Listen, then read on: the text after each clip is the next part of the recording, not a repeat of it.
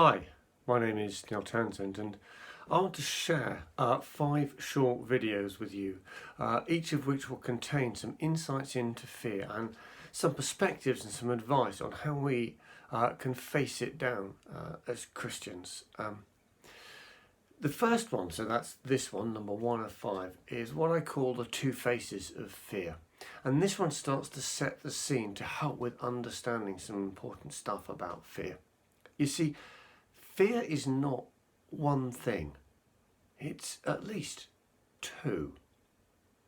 Let's recall some verses from the Bible. One of the things the Bible says is that the fear of the Lord is the beginning of wisdom. Well, to me that sounds like a good thing. I want to be wise, and I'm guessing you do too. Wisdom is the art of living life well, of using knowledge to good effect, to live well.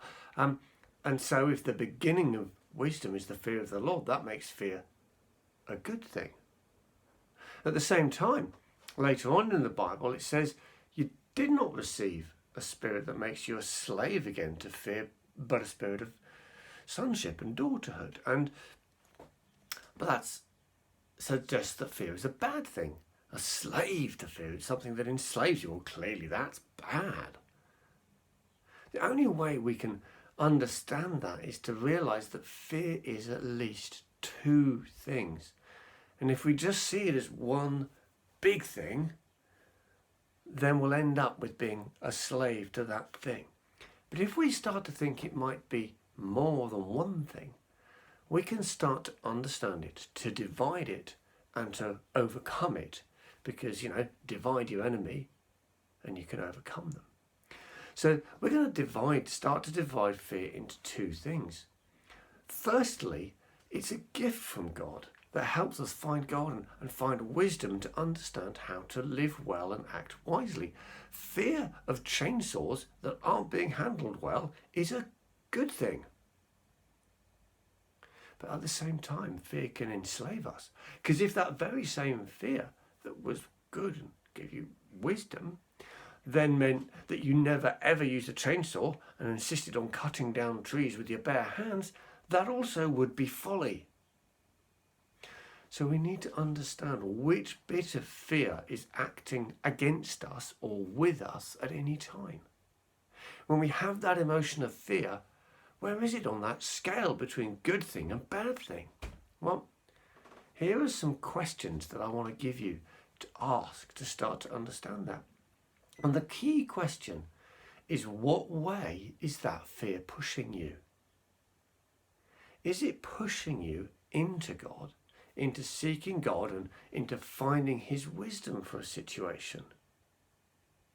Or is it pushing you and locking you in and making you a slave who's unable to do things that actually you should be able to do because you have the freedom in God to do them?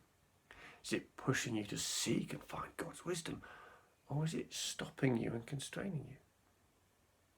Are you being locked into patterns of increasing worry and concern? Or is it helping you unpick a situation and act well? The 2 faces of fear. To put it at its starkest, are you being pushed into God or pushed away from God? That tells you what kind of fear it is, whether it's, as it were, the good side of fear or the not so good side of fear.